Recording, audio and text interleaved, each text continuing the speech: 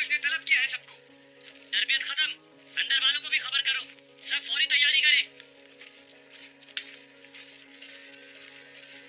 बाबा सबसे ज्यादा आप पे भरोसा करते थे, मैं भी आप पे भरोसा करती हूँ। ये तो आपकी नवाजिश है। चाचा से भी ज्यादा भरोसा करती हूँ। मैं आपसे गुजारिश करता हूँ कि मुझे उस्ताद आजम से ज्यादा अहमियत ना दें। तीतुष ने यहाँ से जाने से पहले एक किले की जिंदा का बताया था। मारने से पहले उन्हें किसी जिंदा में डाला गया था क्या? मुझे नहीं मालूम, मोहतरम तीतुष ही बता सकेंगे, उन्हीं से पूछें आप। बाबा की मरने तक आप उनके साथ ही रहे, मगर किसी जिंदा का नहीं बताया आपने। हो सकता है बाबा जिंदा हो और कहीं कैद हो। हकीकत जो भी है मैं सुनने को तैयार हूँ। नहीं, ये आप दोनों के लिए। दोनों? बाबा और मैं? नहीं, मैं आपकी और मोहतरम तीतुष की बात कर रहा था। आप भी मुझे सच नहीं बता रहे।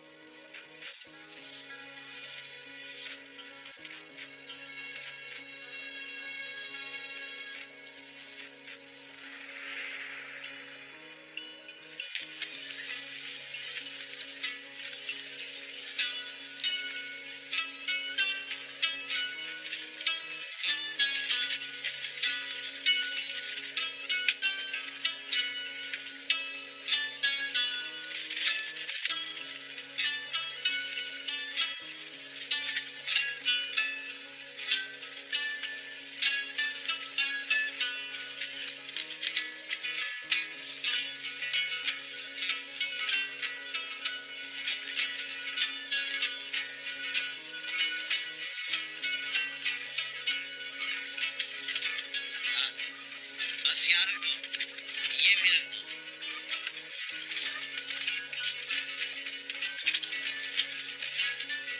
इन सब चीजों को अलग अलग बांधो।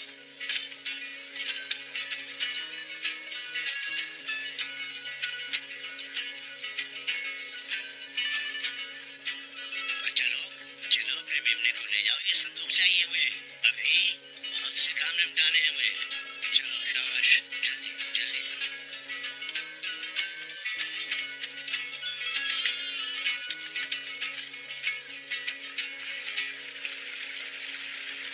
यार सच कहता हूँ, खुदा की कसम है तो कयामत तक नहीं सोच सकता था कि अर्तगल भाई जो हमें इश्क आशिकी की बात नहीं करने देते वो खुद इसमें पड़ जाएंगे। इस पर किसी का इख्तियार नहीं होता, क्या मालूम कब तुम इसका शिकार हो जाओ। बड़े से बड़ा लश्कर आ जाए मैं मुकाबला कर लूंगा, मगर वो दो खूबसूरत आंखें, दिल उनसे हार जाता है। और उसे हराने के लिए दो आंखें चाहिए, वो दो ताकतवर हाथ चाहिए जो अल्लाह के करम से मेरे पास है। यार सचना हो जाओ शानदार, ये मजाक की बात नहीं है, कोई बात नहीं है बिल्कुल भी। उस मसले को समझना जरूरी है। तो हम इस लड़के को आगे चाहते हैं तो उसके बाप से रिश्ता क्यों नहीं मानते फिर?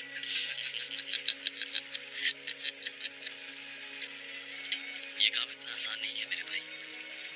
समझा नहीं मैं, अर्तगल भाई रिश्ता मांगेंगे और उसका बाप राजी नहीं होगा।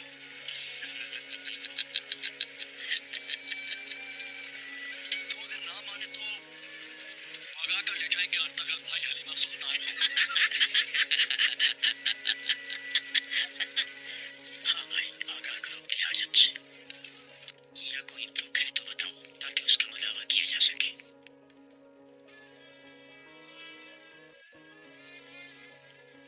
मुर्शिद, इनकी ख्वाहिश है कि महलों की आज़ादनाक जिंदगी से निजात मिल जाए। हजूर पाक के तरीके पे चलते हुए रब को राजी करना चाहते हैं।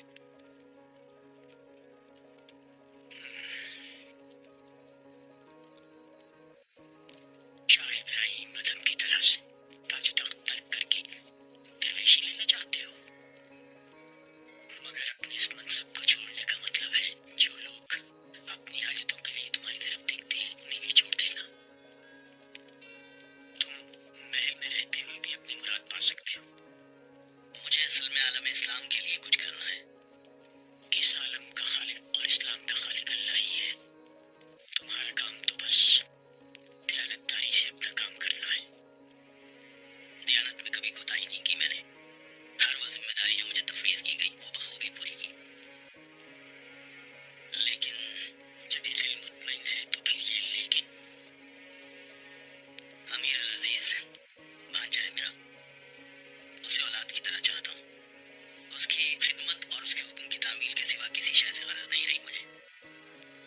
लेकिन हर रोज मुख्तलिफ मुल्कों से वहशतनाक खबरें आ रही हैं।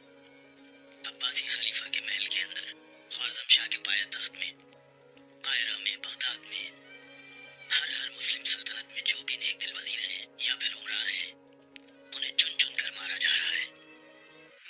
और हमारे महल में कौन अंदर से क्या है, कौन किसके लिए काम कर रहा है, कुछ नहीं मालूम। जो कुछ तुमने बताया है ये तुम्हें अपनी मौजूदा जिम्मेदारियों से रोकने का बहाना होगा। ये मजीद जाफिशानी से इस्लाम के लिए काम करने का सबब बनेगा। तुम अगर अपनी जगह साबित कदमी से खड़े रहे तो देखना अल्लाह भी तुम्हारा मददगार होगा और तुम्हारे काम में आसानी के लिए इंशाअल्लाह बहुत से मददगार भी आ जाएंगे। मेरे मोहतरम, आपकी रूहानी हिमायत चाहिए मुझे। हिमायत? एक जवान बूढ़े से कहे कि बाबा हिमायत तो मतलब है कि खिदमत।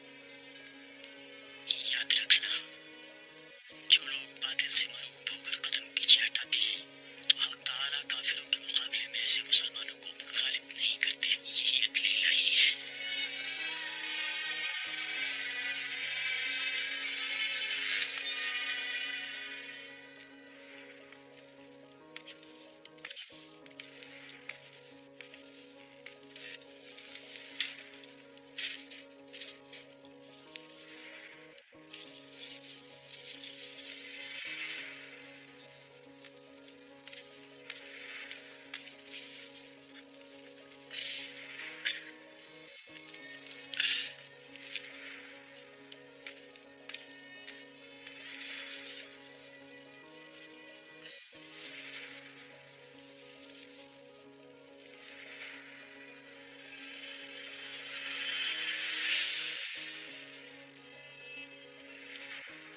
जन्नत में यसु मसीह इंतजार कर रहे हैं तुम्हारा।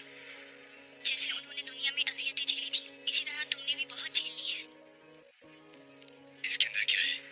आर्गुस, ये सीधा तुम्हें खुदावन के पास ले जाएगा।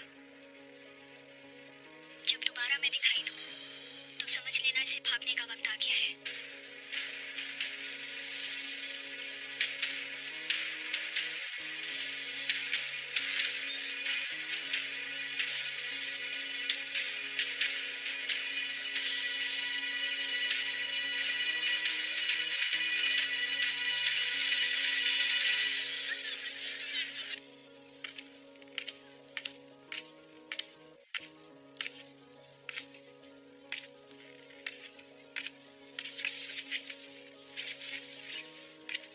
क्या सूरत हाल महल में बताओ। महल के चप्पे चप्पे पर हमारे लोग तैनात किए जा चुके हैं आका। और वो नायब हुकूमत शहाबुद्दीन, वो साए की तरह अपने भांजे के साथ रहता है, मगर उसे ज़ेर करने के लिए भी मंसूबा तैयार है। बहुत अच्छी। अनकरीब तमाम मुसलमान दारुल खिलाफों से मरने वालों के दिल खराश चीखें बुलंद होने वाली हैं। हर मुल्क अपने हमसाया मुल्क से मदद की भीख मांगेगा। हलब से आने वाले तमाम मकतूबात के जवाबों पर अल अजीज की मोहर जरूरी होगी, मगर ये सब तुम्हारे लिखे हुए होने चाहिए। याद रखना, सलीबी लश्कर की अलगार होने से पहले पहले तमाम मुसलमान हुक्मरानों के महलों में तुम्हारे मुखबिर तायनात हो जाने चाहिए। समझ गए मेरे आका, आप बेफिक्र हो जाए। और कोई हुक्म नहीं तो इजाजत दे मुझे, कहीं ऐसा ना हो उन्हें मेरे ना होने का एहसास हो जाए। भाई लोगों के मामले का क्या किया तुमने? सुलेमान शाह के कबीले को हमारी हदों से दूर रखने में कामयाब हो भी सकोगे कि नहीं?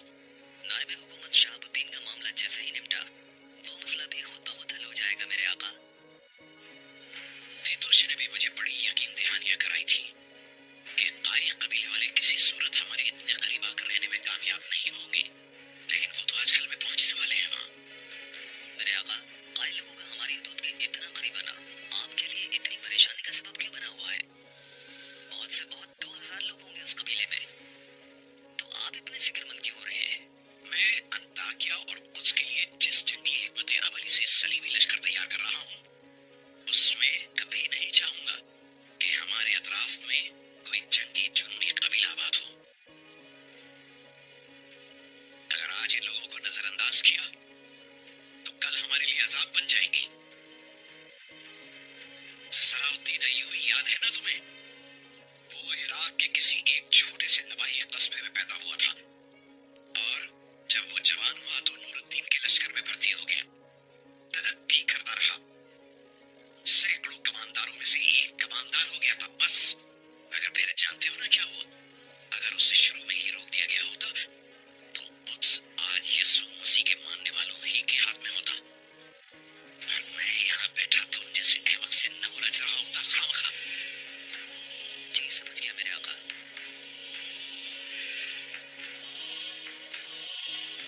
फौरन घोड़े तैयार करो मार्कोस, हम किले चल रहे हैं। किसी जमाने में बगदाद में एक बहुत माहिर बढ़ई रहता था। उम्र के आखिरी हिस्से में उसने एक बहुत खूबसूरत मंदिर बनाया। बहुत ही हसीन और दिलकश, सदैव उस पर चढ़े हुए अखरोट की लकड़ी का बना हुआ, मेहनत से तैयार किया हुआ। जो भी देखता उसकी खूबसूरती देखकर दांतों में उंगलियां दबा लेता।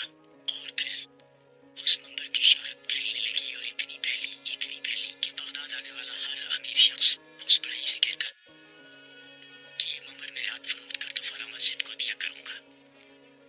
लेकिन बढ़ई का हमेशा एक ही जवाब होता, नहीं जनाब, ये मंदिर मस्जिद अक्सा में सजेगा।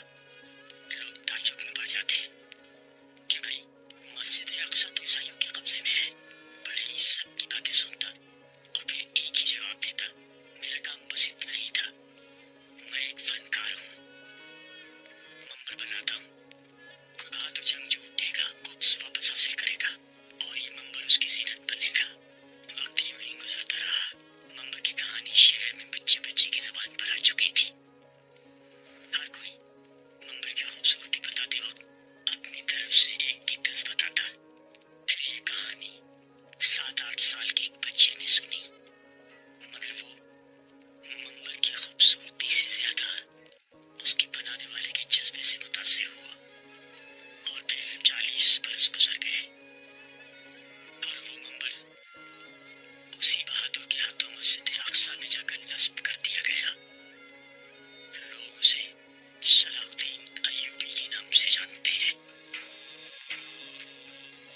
हमारा काम भी बस इतना ही, हमें भी उस बढ़ई की तरह बस एक मंदिर बनाकर रख देना है और फिर उसे उसकी मंजिल तक पहुंचाने वाला कोई बहादुर खुद ब खुद उभर कर सामने आएगा।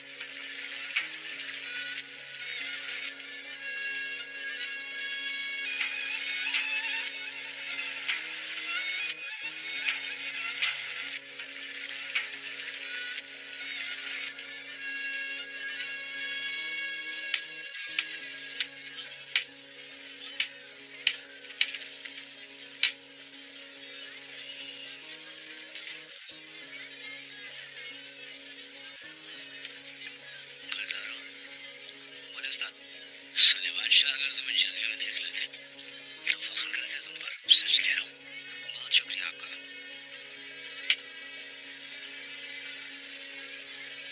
दिल की आग कभी सर न होने देना। तुम सरदार के बेटे हो और शेर की औलाद भी। शेर की खसरत पर होती है। कुत्तार साहब, जी फरमाइए आका जान। आपसे एक बहुत अहम बात करनी है।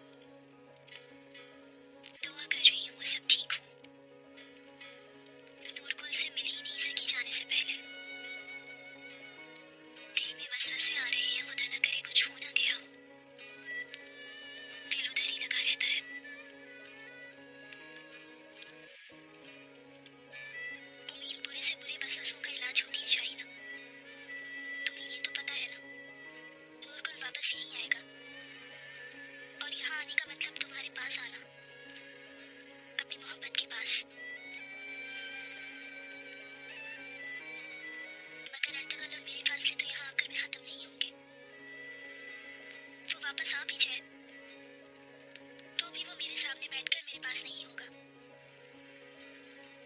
जैसे दूर पहाड़ के उस पार बहता दरिया लोग देख सकते हैं पर छू नहीं सकते।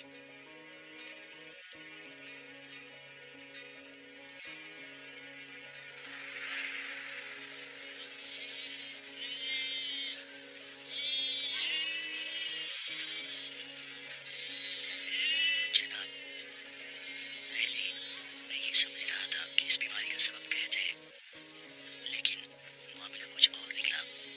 क्या बात सामने आई है? वबा।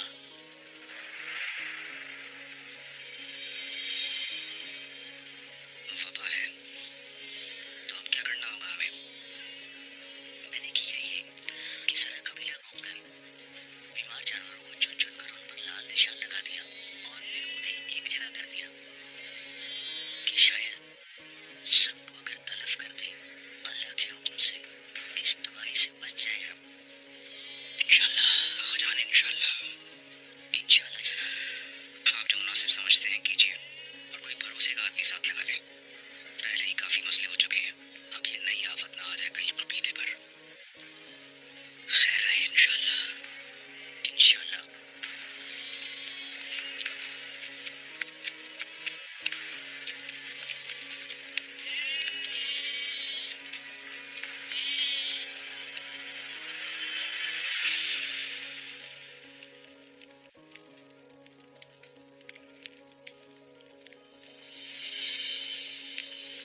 मेरे कबीले में हंगामा बरपा है, ऐसे में मुझे यहाँ क्यों बुलाया शहनाज खातून? मुझे देखकर इतने परेशान हो रहे हो गुर्दोगलो।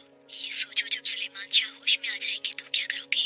ये मेरा नहीं, अपने बाप की बेहोशी का फायदा उठाने वाले तुम्हारे शौहर का मसला है। तुमने मुझे भी चिटके में हाँ मिलाने वालों की तरह समझ लिया है। क्या साजिशें कर रहे हो मुझे सब मालूम है। खामखा का गुस्सा ना दिखाओ। मुझे ये बताओ, गुलदारों को तो चिटके में खामोश करा दिया, सुलेमान शाह होश में आ गए तो क्या करोगे? तुम मेरे मसलों की फिक्र ना करो, कोई रास्ता निकाल लूंगा। सुलेमान शाह कल सुबह रवाना हो रहे हैं हलब के लिए अपने जख्म का इलाज करवाने की गर्ज से। अगर शिफा याब होकर लौट आए उस वक्त की फिक्र करो तुम। क्या कहना चाहती हो तुम? जो तुम्हारे दिल में खुलकर बताओ मुझे। मतलब ये कि बिस्तर अलालत पर बेहोश पड़ा सुलेमान शाह माज़अल्लाह आज रात अगर अल्लाह को प्यारा हो जाए तो मैं समझूं कि उसका वक्त आ गया था। जनाजे पर खड़े होकर आंसुओं को भी बहा लूंगी।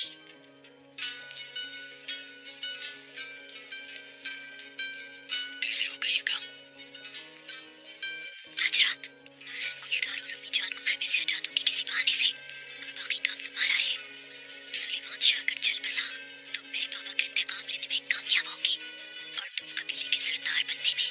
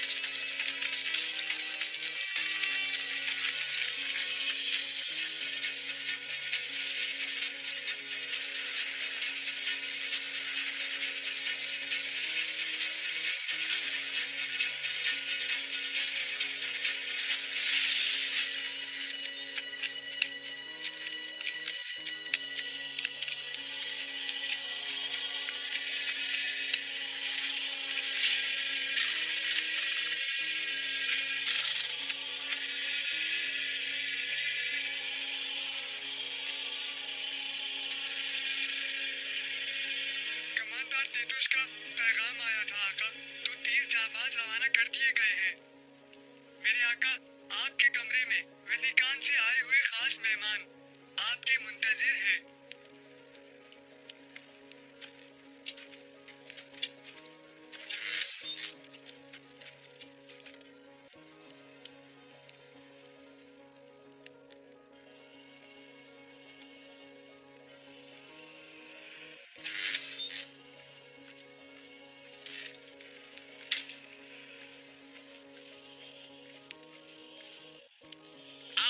दोस्त पेट्रोचो, कार्डिनल थॉमस, आपकी आमद बायसे शर्फ है इत्तला करा देते ताकि शायन शान इस्तेमाल करता।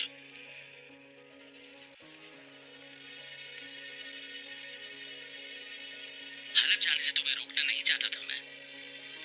आजकल तो पापा आजम की आंखें और कान आप ही बने हुए हैं।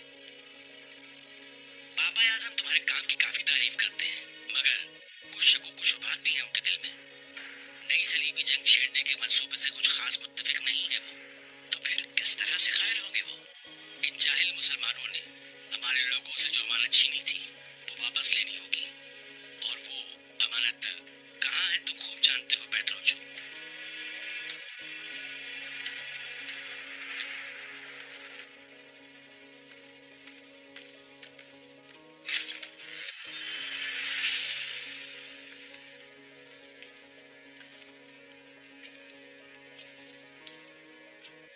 मरहबा मेरे भाई। कैसा भाई? अफसोस मेरे भाई, अफसोस। अम्मी जिस रोज तुम्हें दुनिया में लाई उस दिन को याद करता हूँ मैं, तो दुख होता है। बड़े भाई से ऐसा रवैया नहीं रखना चाहिए। तो हो जाओ यहाँ से। भाइयों में ही फूट नहीं डाली, पूरा खानदान टुकड़े टुकड़े कर दिया तुमने। मगर क्या मिला तुम्हें? एक शोबदेबाज बूढ़े की बातों में आकर बीवी को, बच्चों को, अपने मजहब को, हर चीज को छोड़ दिया, बर्बाद कर दिया तुमने। फिर भी हम भाई तो हैं ना। अगर तुम उस इब्नुल अरबी के संदूक से वो अमानत किसी भी तरह वापस ला दो मुझे, तो आजाद करके तुम्हें वापस घर वालों में भेज दूंगा। इतनी सख्तियां झेलने के बाद भी अपने मुर्शिद से गद्दारी करूंगा मैं? आइंदा कभी मुझसे किसी नरमी या हमदर्दी की उम्मीद मत रखना। अपने खुदावन से मुंह मोड़कर, अपने ही मसीही भाइयों से गद्दारी करके तुम अपना भरोसा कायम कर चुके हो उस जाहिल इब्नुल अरबी पर। इस भरोसे का फायदा क्यों नहीं उठाती मेरे भाई? मैं तुमसे वादा करता हूँ, उस संदूक की अमानत जैसे ही तुम मुझे वापस ला कर दोगे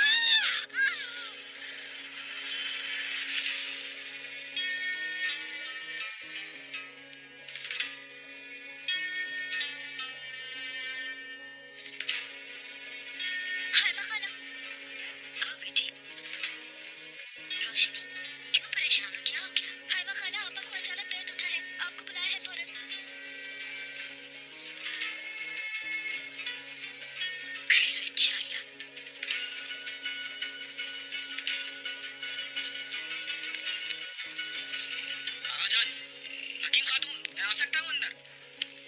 क्या हुआ भाई? आगा जान तो किसी काम से गए हैं, कोई मसला हो गया है क्या? नहीं नहीं, शहनाज को दर्द उठा है बस, फौरन चले हमारे खेमे में। अच्छा मैं चादर लेकर आती हूँ।